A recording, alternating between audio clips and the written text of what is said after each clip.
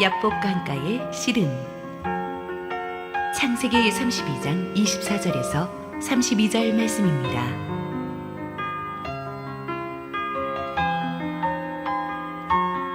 야곱은 홀로 남았더니 어떤 사람이 날이 새도록 야곱과 씨름하다가 자기가 야곱을 이기지 못함을 보고 그가 야곱의 허벅지 관절을 치매 야곱의 허벅지 관절이 그 사람과 씨름할 때에 어긋났더라. 그가 이르되 날이 새려하니 나로 가게 하라. 야곱이 이르되 당신이 내게 축복하지 아니하면 가게 하지 아니하겠나이다. 그 사람이 그에게 이르되 내 이름이 무엇이냐? 그가 이르되 야곱이니이다.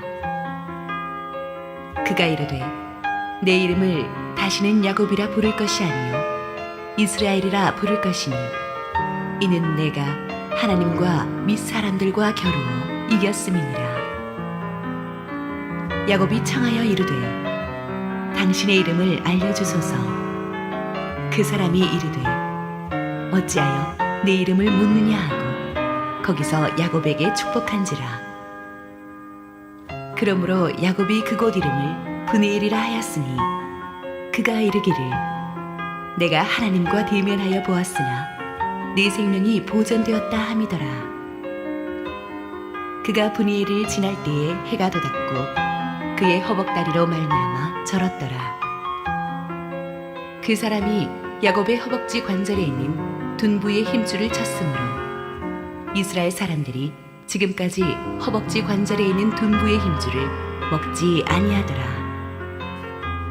기도하시고 하나님 말씀 보겠습니다.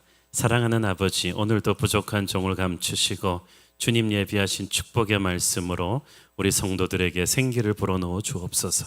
예수님 이름으로 기도했습니다. 아멘. 3주 전에 우리가 다루었던 본문에서 우리는 20년 만에 고향으로 돌아오는 야곱의 이야기를 살펴보았습니다.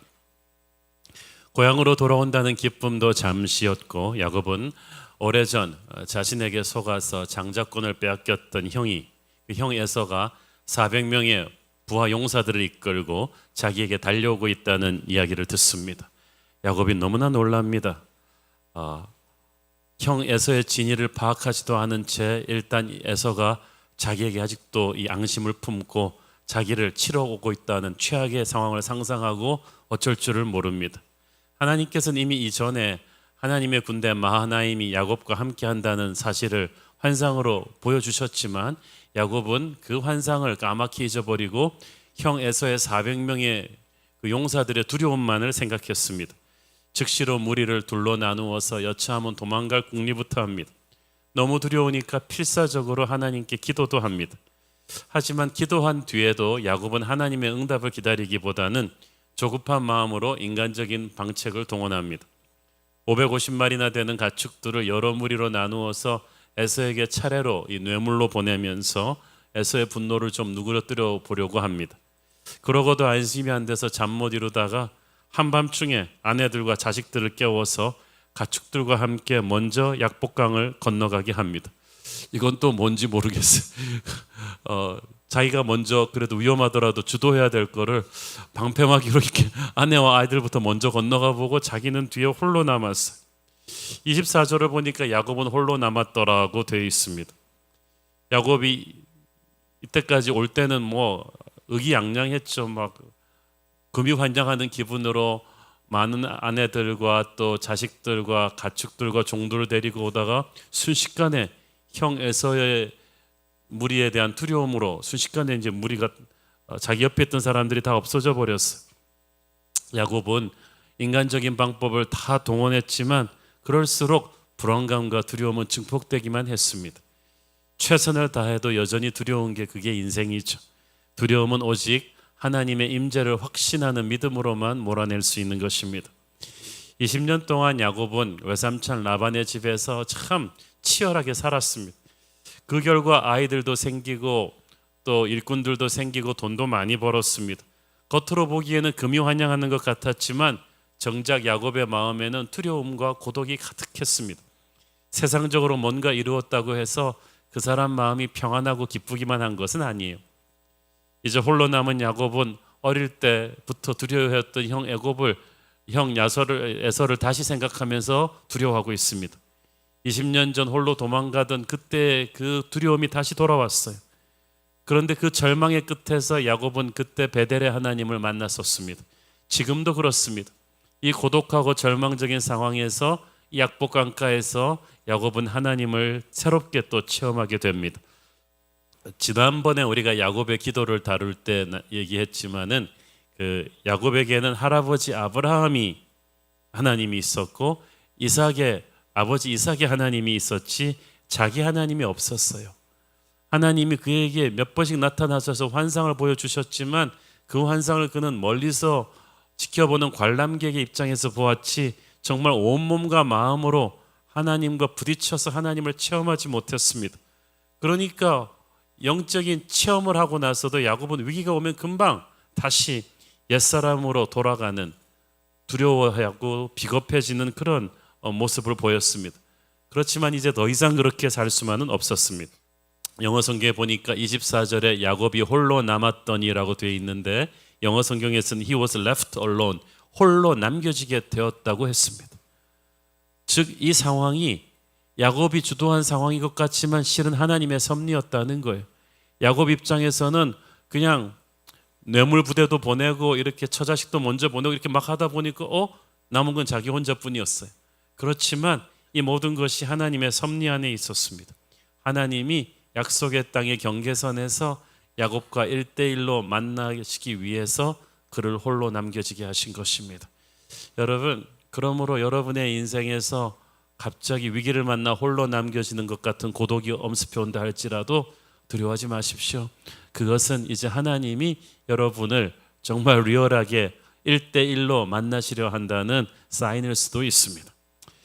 24절에 보니까 홀로 남은 야곱 앞에 어떤 사람이 나타나고 그가 날이 새도록 야곱과 씨름했다고 되어 있습니다.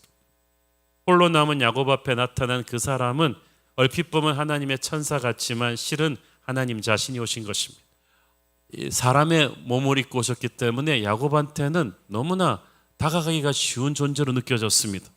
그래서 너무 편하게 느껴져서 야곱이 같이 막 이런저런 말도 하다가 우리 한번 씨름이나 해볼까요 하면서 서로 허리 붙잡고 씨름하게 되었던 것입니다. 처음에는 장난삼아 시작한 씨름인데 왜 남자들이 이렇게 친선으로 뭐 운동한다고 하지만은 일단 공이 돌아가기 시작하면 막 눈이 뒤집히면서 이성을 잃고 저는 많이 보았습니다. 교회 대항 친선 축구대회, 목회자 대항 친선 축구대회에서 사랑과 은혜는 없었습니다. 한 골 들어가기 시작하면 그 다음부터는 그냥 필사적으로 아마 야곱과 이 하나님의 사람과의 씨름도 그런 것 같았어요. 처음에는 그냥 장난삼아 해보다가 이거 안 되겠는데 그러면서 막 생명 걸고 죽자 사자하는 씨름으로 변했습니다. 여기서 씨름하다 히브리어 아바크는 먼지를 일으키며 있는 힘을 다해 격렬한 싸움을 하는 것을 의미하는데 영어 성경에는 레슬링이라고 그냥 표현하죠. 레슬링 정말 무서운 운동입니다. 뼈가 꺾이고 근육이 막 나갈 수가 있는 무서운 씨름이죠. 하나님이 야곱에게 오셨을 때 거룩한 성전에서 오시지 않고 격렬한 씨름꾼으로 오셨다는 게 이게 참 흥미롭지 않습니까? 우리에게 나타나시는 하나님의 계시는 우리의 영적인 상태에 따라서 결정된다는 말이 있죠. 성경에 보면 하나님이 사람에게 오실 때 똑같이 오시지 않아요. 모세에게 오실 때, 아브라함에게 오실 때 다 다릅니다. 그 사람의 인품이나 인생에 맞게 오세요. 예를 들어서 여리고성을 공격하기 전에 여호수아에게는 칼을 빼든 군대 장관의 모습으로 오셨었는데 야곱에게 오실 때는 씨름하는 사람으로 오셨습니다. 왜냐하면 야곱의 인생이 늘 씨름하고 필사적으로 싸우는 인생이었어요. 태어날 때부터 야곱은 그 쌍둥이 형 에서의 발뒤꿈치를 붙잡고 씨름하고 나왔어요. 애기 씨름꾼이에요. 그냥 붙잡고 파이터. 항상 형을 넘어서 보려고 몸부림쳤던 인생입니다. 외삼촌 라반의 집에 와서는 또 자기보다 더한 사기꾼 외삼촌 라반과 그냥 일진일퇴의 공방을 거듭하면서 또 어떻게든 살아보려는 씨름을 했습니다. 그러다 보니까 야곱은 항상 하나님의 축복도 감사와 은혜로 받는 것보다는 필사적으로 남보다 반박자 더 빠르게 움직여서 남을 속여서라도 얻어내려고 몸부림치는 사람이었습니다. 그렇게 평생 씨름하듯이 살아온 야곱에게 하나님은 너 그렇게 싸움 잘해? 그럼 나하고 한번 해보자. 그러면서 직접 야곱과 씨름하시면서 야곱의 레벨로 내려와 주시면서 그를 새롭게 바꾸기를 원하셨습니다. 25절 읽습니다. 자기가 야곱을 이기지 못함을 보고 그가 야곱의 허벅지 관절을 치매 야곱의 허벅지 관절이 그 사람과 씨름할 때 어긋났더라.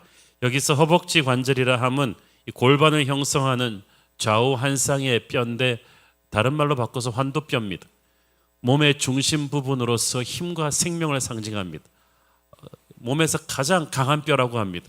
쉽게 부서지지가 않는 뼈인데 단 한 번의 일격으로 환도뼈가 위골이 되었습니다. 그리고 회복되지 않습니다. 야곱은 이때부터 평생 쩔뚝거리면서 걸어야 되는 부분적인 장애인이 됩니다. 하나님께서 야곱의 환도뼈를 쳐서 위골시킨 것은 자동차로 말하면 엔진을 고장낸 것과 마찬가지입니다. 하나님께서는 야곱의 힘의 근원을 꺾어버리심으로써 이제 더 이상 야곱이 이제까지 의지하고 살아오던 자신의 힘이 아닌 하나님을 의지하고 살아야 된다는 것을 그에게 몸으로 메시지를 주신 것입니다. 수고하고 무거운 짐진 자들아 다 내게로 오라 내가 너희를 쉬게 하리라는 말씀이 지금 야곱에게 임하고 있는 거예요. 야곱아 너는 평생 네 힘으로 무엇인가를 이루려고 전쟁하듯이 씨름하며 살아왔는데 이제 더 이상 그럴 필요가 없다. 이제부터는 너의 힘을 빼고 나를 온전히 의지하라. 내가 너를 위해 싸워줄 것이다. 이 메시지를 지금 주시고 계신 거예요. 26절 읽습니다. 그가 이르되 날이 세려하니 나로 가게 하라. 야곱이 이르되 당신이 내게 축복하지 아니하면 가게 하지 아니하겠나이다. 자, 여러분 이렇게 운동하면서도 조금 매너가 안 좋은 사람이 있어갖고 졌는데 안 졌대요. 끈질기게 붙잡고 놓지 않아요. 레슬링에서도 지면 이렇게 땅땅땅 두들겨가지고 이제는 항복을 해야 되는데 야곱은 환도뼈가 위골되는 치명적인 부상을 당하고 졌는데도 끈질기게 하나님을 놓지 않아요. 그 하나님이 질리셔갖고 이제 나 가야겠으니까 좀 놔라 얘기를 합니다. 당시 날이 밝아오니까 가려 했다는 것으로 미루어 보아서 하나님은 야곱에게 자신의 얼굴을 보이고 싶지 않으셨어요. 왜냐하면 하나님의 얼굴을 보면 죽어야 되니까. 자, 치명상을 입고 패배했으면서도 야곱은 왜 끝까지 하나님을 놓지 않았을까요? 그리고 뜬금없이 말합니다. 당신이 내게 축복하지 아니하면 갈 수 없어요. 이제는 레슬링의 승패가 문제가 아니에요. 축복을 받느냐 안 받느냐가 문제예요. 왜 이런 말을 합니까? 야곱이 처음에는 하나님인 줄 모르고 씨름을 시작했다가 씨름하면서 안 거예요. 사람이 아닌 하나님이라는 것은. 야곱이 또 눈치가 백단 아닙니까? 그리고 평생 하나님이 틈새 그에게 나타난 경험이 있기 때문에 그는 살아계신 하나님과 자기가 씨름하고 있다는 것을 안 순간 지금까지 자기의 모략으로 남을 속여가며 얻으려 했던 하나님의 축복을 직접 받아야겠다고 생각했습니다. 이제 죽기 살기로 하나님의 축복을 받아야만 합니다. 왜냐하면 그렇지 않고서는 형 에서라는 태산을 넘을 수가 없어요. 그래서 이 약복강가에서 이 환도뼈가 부러지고도 끝까지 하나님을 놓지 않는 이 야곱의 씨름은 결사적인 기도의 모습입니다. 참 이상한 것은 하나님께서 자기가 야곱을 이기지 못함을 보고 허벅지 관절을 치셨다는 표현이에요. 마치 정말 힘으로 안 되니까 뭐 암수를 쓴 것 같은 느낌이 듭니다만 전능의 하나님이 야곱 같은 사람 하나 못 이겨가지고 암수를 쓰실 리가 있습니까? 하나님께서 왜 야곱을 이기지 못하셨다는 표현을 썼겠습니까? 왜냐하면 이 씨름이 단순히 육체적인 씨름이 아니기 때문이에요. 야곱은 이미 씨름하면서 이분이 하나님이신 것을 알았고 하나님이신 것을 안 이상 나를 축복해 주지 않고는 가질 수 없다는 결사적인 야곱의 기도가 시작되었습니다. 그러므로 야곱의 씨름은 자기의 인생을 걸고 하나님에게 죽기 살기로 매달리는 뭐라고 할까요? 인생 기도입니다. 여러분 철야기도 금식기도 여러분 우리가 많이 합니다만 정말 인생 모든 것을 걸고 여기서 응답을 못 받으면 나는 죽는다는 심정으로 결사적으로 매달려 본 적이 있습니까?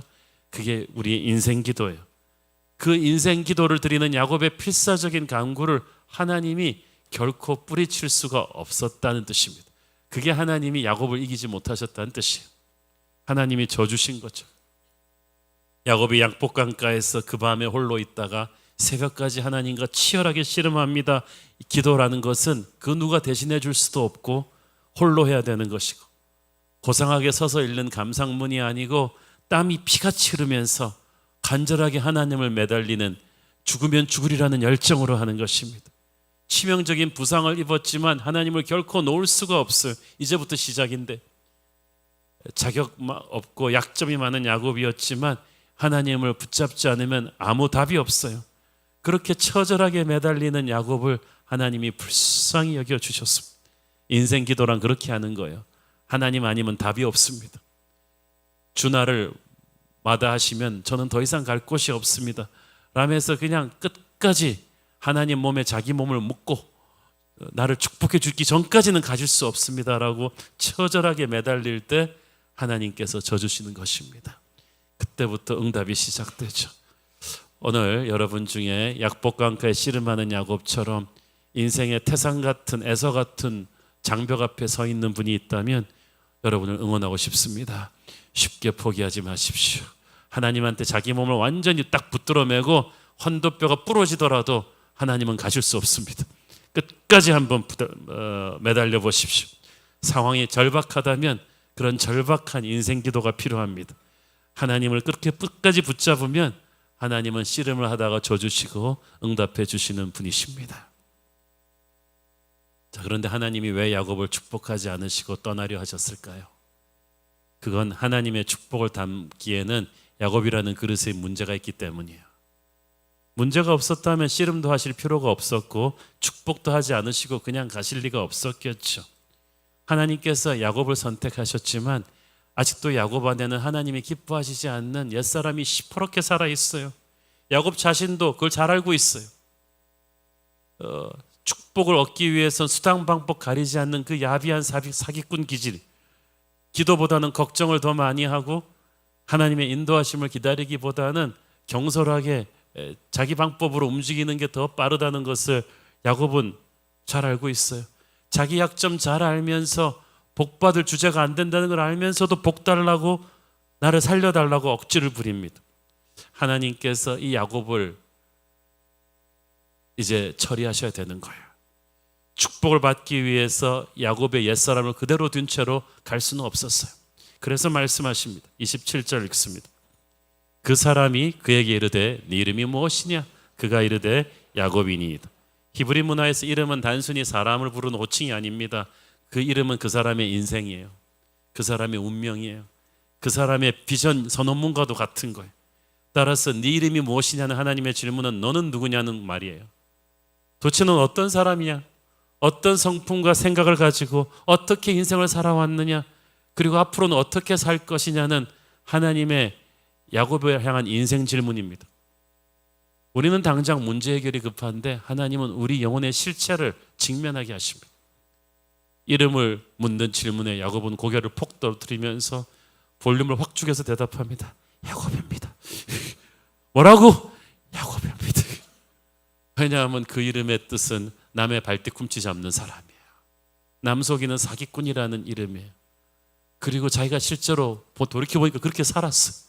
늘 너무나 뛰어난 형 에서에 대한 열등감과 두려움으로 편법을 써서 에서를 속일 수밖에 없었던, 하나님의 은혜를 누리면서도 그 불안해가지고 자기가 먼저 움직여서 남의 것을 훔쳐서 살려고 하는, 그러니까 많은 것을 이루면서도 평안이 없는 그런 인생이에요.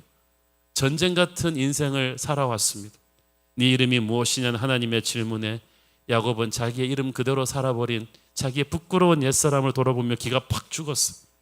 그러나 하나님은 지금 야곱의 그 옛사람의 모습을 꾸짖고 질책하기 위해서 물어보신 게 아니고 그 옛사람을 덮는 은혜를 주시기 위해 물어보신 것입니다.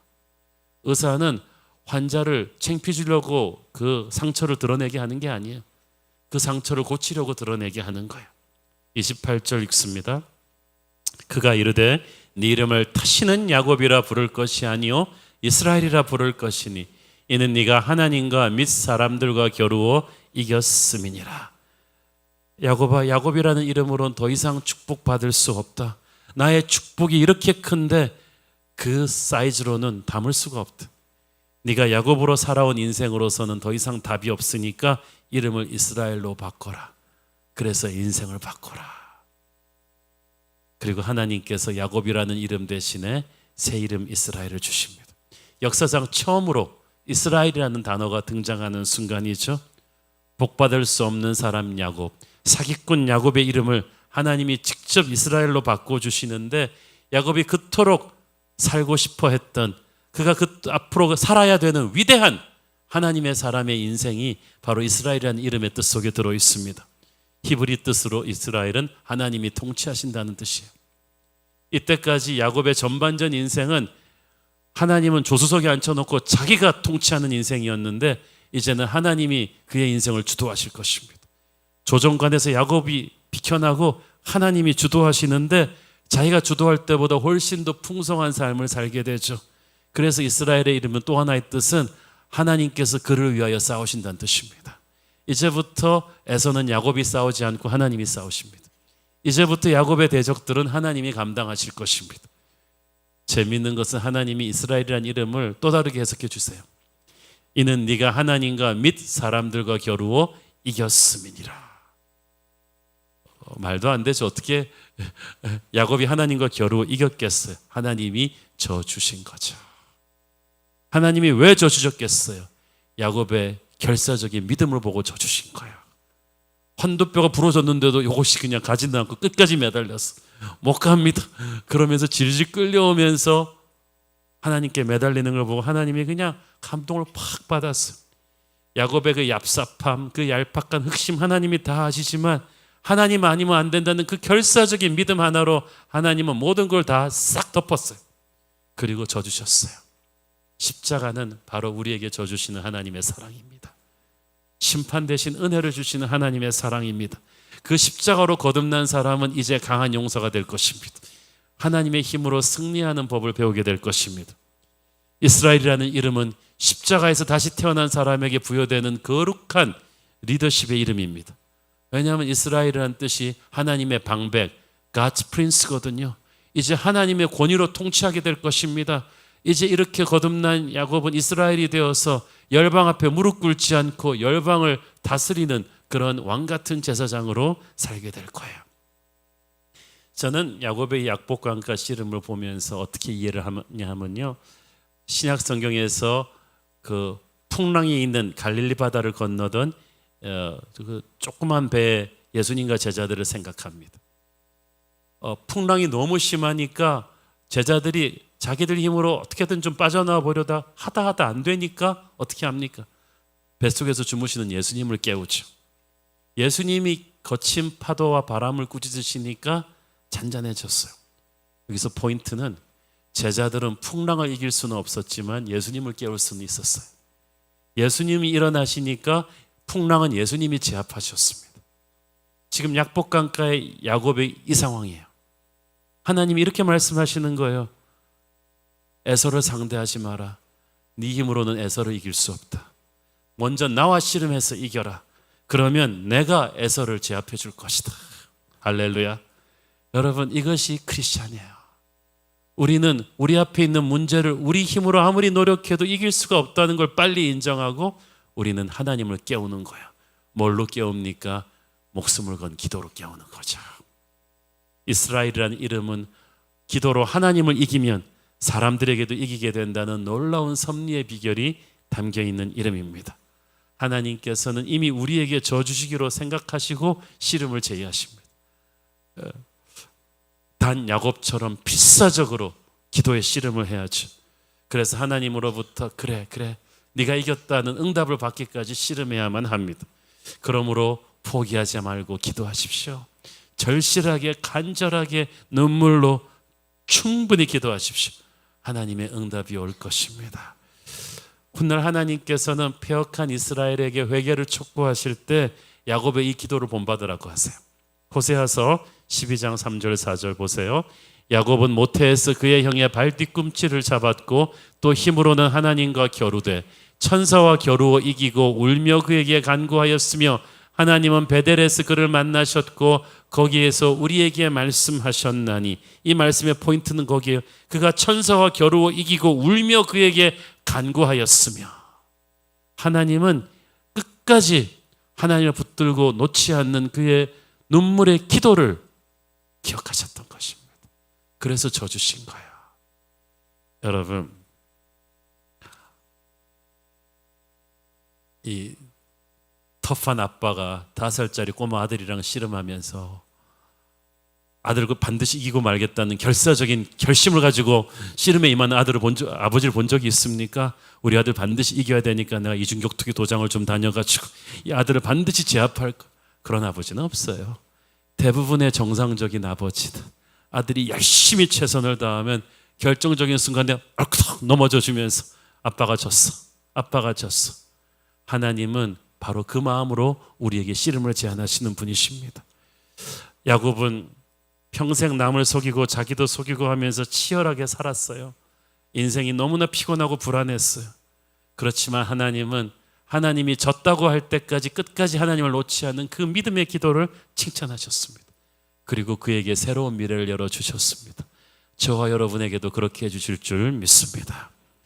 은혜가 시작되죠. 그때부터 29절, 야곱이 청하여 이르되 당신의 이름을 알려주소서. 그 사람이 이르되 어찌하여 내 이름을 묻느냐 하고 거기서 야곱에게 축복한지라. 복을 주겠다고 하는데 하나님 이름도 가르쳐 달래요. 증거를 갖고 싶어 하는 거죠. 평생 남 속이고 살다 보니까 하나님 약속도 못 믿어가지고 이름이 뭐냐고.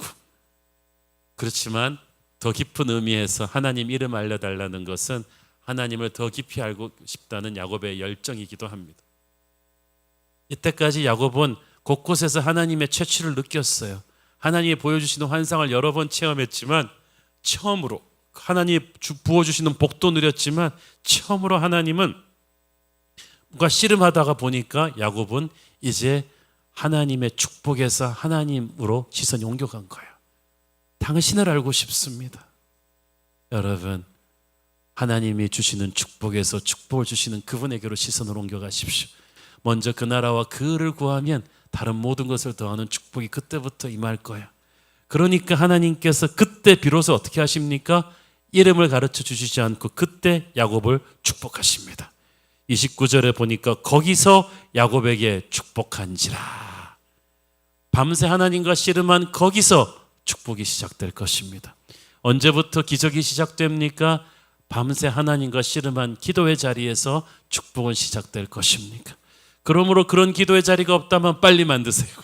여러분의 가정에, 여러분의 사무실에, 여러분의 자동차 아니더라도 좋습니다. 결사적으로 우리 주님을 붙잡고 기도할 약복강가의 씨름터 같은 기도의 자리를 만드십시오. 거기서 축복은 시작될 것입니다. 30절 읽습니다. 그러므로 야곱이 그곳 이름을 브넬이라 하였으니 그가 이르기를 내가 하나님과 대면하여 보았으나 내 생명이 보존되었다 함이더라. 지금까지 누구도 하나님을 페이스 투 페이스로 보고 대면해서 산 자가 없었는데 야곱은 본 정도가 아니라 밤새 하나님과 씨름했는데도 살았어요. 아니, 야곱의 옛사람은 죽고 성령의 이스라엘로 살아난 거죠. 여러분, 하나님과 씨름할 때 뭔가는 죽어야 돼요.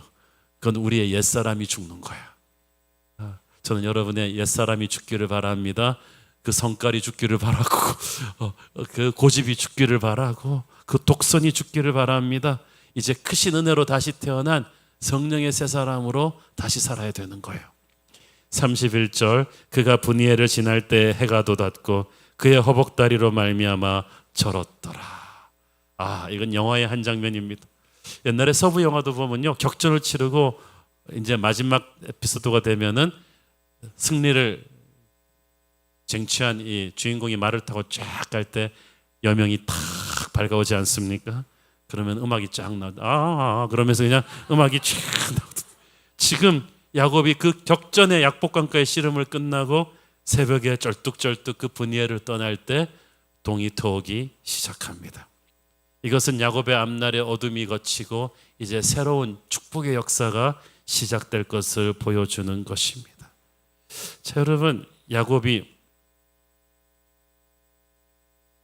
그 장애인이 되었다는 거, 이게 굉장히 중요합니다.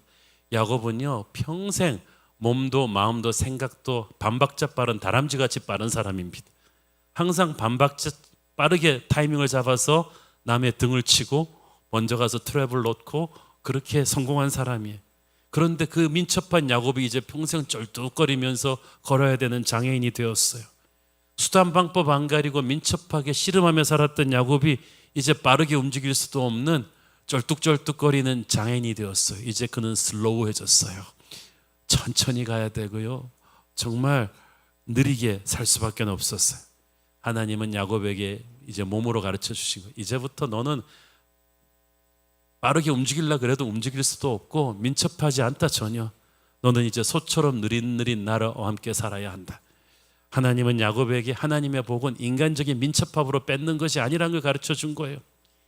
오직 하나님의 은혜 앞에 겸손히 엎드리는 그 마음으로 받는 것이다. 그러니까 하나님께서는 야곱을 돕기 위해서 야곱을 다치게 하신 것입니다. 브니엘은 약속의 땅 진입로에 있었어요. 여기서 이스라엘이라는 영광스러운 이름을 받은 야곱이 드디어 약속의 땅을 약복강가를 건너서 들어섭니다. 승리한 사람치고는 야곱의 몰골이 너무 형편없지 않습니까? 옆에 사람도 아무도 없습니다. 밤새 씨름한 덕에 온몸이 땀투성이에다가 옷은 엉망이고 머리도 흥컬어지고 지치고 지친 몸에 이제 장애인이 되었으니까 쩔뚝거리기까지 합니다. 그렇지만 이것이 아름다운 거예요. 하나님의 자녀들이 들어가게 되는 약속의 땅은 오만하게 머리를 치켜들고 옆에 종자들 쫙 거느리고 점령군처럼 밀고 들어가는 거 아닙니다. 그렇게 교만하게 약속의 땅에 들어가서는 오래 못 버팁니다. 오히려 야곱처럼 약복강가의 씨름을 거쳐서 절름발이가 되어서 연약하게 쩔뚝거리면서 들어가는 게 축복이에요. 이제부터 하나님의 은혜만 의지하고 이 땅에서 살아야 되거든요. 그런 자세로 이 축복의 땅을 밟아야 되고 그런 자세로 겸손히 하나님의 사명을 그는 감당하게 될 것입니다. 속이는 자란 이름을 가졌던 야곱이 하나님과 겨루어 이긴 자라는 이스라엘의 영광스러운 이름으로 거듭나게 됩니다. 이것은 과거 죄인이었던 우리가 예수님을 만난 뒤로 의인으로 변화된 구원 사건이에요. 하나님이 십자가에서 우리의 옛 야곱과 같은 성정을 못 박으시고 이스라엘의 위대한 모습으로 새롭게 부활시키셨습니다. 이제부터는 우리에게 하나님의 사람임을 뜻하는 크리스찬이라는 새 이름을 가지고 살게 하셨습니다. 야곱만 이렇게 살아야 되는 게 아니라요. 이 사건은 이제 야곱의 모든 후손들도 그런 마음으로 살아야 된다는 뜻이었습니다. 32절 읽습니다. 그 사람이 야곱의 허벅지 관절에 있는 둔부의 힘줄을 쳤으므로 이스라엘 사람들이 지금까지 허벅지 관절에 있는 둔부의 힘줄을 먹지 아니하더라. 그 말은 무슨 뜻입니까? 모든 이스라엘 백성들도 이 약복강가의 씨름에 담긴 메시지를 뇌리에 새기고 살아야 된다는 거예요. 이제 자기의 힘과 생각이 아닌 자기의 힘과 생각은 야곱의 환도뼈와 함께 부러져 버렸다. 이제 우리는 인간의 힘이 아닌 주의 은혜만 의지하며 살아야 되는 백성들이다. 그것이 이스라엘의 운명이고 그것이 교회의 운명입니다. 우리는 세상의 힘으로 사는 존재가 아니고 이제 우리를 위해 돌아가신 예수 그리스도를 의지하며 살아야 되는 것입니다. 한없이 연약해 보이지만 제대로 한다면 우리는 한없이 강한 용사가 될 것입니다. 이제 이스라엘은 조금이라도 교만해지면은 하나님이 사정없이 패배하게 하실 거예요. 그냥 꼼짝없이 은혜 안에서 살아갈 수밖에 없는 인생, 그것이 이스라엘의 운명이고 저와 여러분의 운명인 줄을 믿습니다. 야곱이 약복강가에서 씨름한 이 사건은 신약시대에 오실 예수 그리스도를 예표하는 사건입니다. 하나님이 사람의 육체를 입고 오신 분이 예수 그리스도세요. 그래서 야곱이 약복강가에 그 사람에게 아무 거리낌 없이 다가갈 수 있었듯이 우리는 우리의 형상, 우리의 육체를 입고 오신 예수님을 보고 듣고 만질 수 있었습니다. 하나님께서는 얼마든지 야곱을 이길 수 있음에도 불구하고 야곱에게 저어주셨습니다. 자기의 힘을 제어하셨습니다. 그러나 또 단 한 번의 일격으로 야곱을 불구로 만들어 버리심으로써 자신이 하나님이심을 보여주셨죠. 성경은 바로 그런 야곱들의 인생으로 가득 찹니다. 베드로나 바울처럼 강한 사람들도 나사렛 예수를 한 번 만나고 나면 환도뼈가 부러져서 옛사람이 죽고 성령의 사람으로 거듭나지 않습니까? 사울이 변하여 바울 되는 역사가, 시몬이 변하여 베드로가 되는 역사가, 야곱이 변하여 이스라엘이 되는 역사가 성경에서는 끊임없이 일어났고 지금도 저와 여러분의 삶에서 재현되고 있지 않았습니까? 저와 여러분이 이 자리에 있을 수 있는 것은 바로 그런 하나님의 은혜가 우리를 추적해 왔기 때문입니다. 오늘 이 자리에 또 약복강가의 야곱처럼 자기 인생에 해결할 수 없는 태산 같은 애서를 눈앞에 두고 서 있는 분들이 있을 것입니다. 오늘의 메시지는 바로 여러분들을 응원하기 위한 것입니다. 여러분은 혼자가 아닙니다. 이제부터 여러분은 인생 기도를 드려야 합니다. 약복강가의 야곱처럼 죽으면 죽으리라, 환도뼈가 부러질지라도 하나님의 몸에 여러분의 몸을 묻고 끝까지 포기하지 않는 인생 기도를 하십시오. 제가 확신컨대 하나님은 반드시 여러분에게 줘주시고 야곱을 이스라엘로 바꾼 축복을 여러분에게도 주실 줄로 믿습니다. 기도하겠습니다. 주님 은혜를 감사합니다. 오늘 하나님 약복강가의 야곱과 같은 심정으로 주님을 붙잡고 놓지 않으려는 그 한 영혼을 위해서 기도합니다. 주님, 그를 살려주시고 회복시켜 주옵소서. 예수님 이름으로 기도했습니다. 아멘.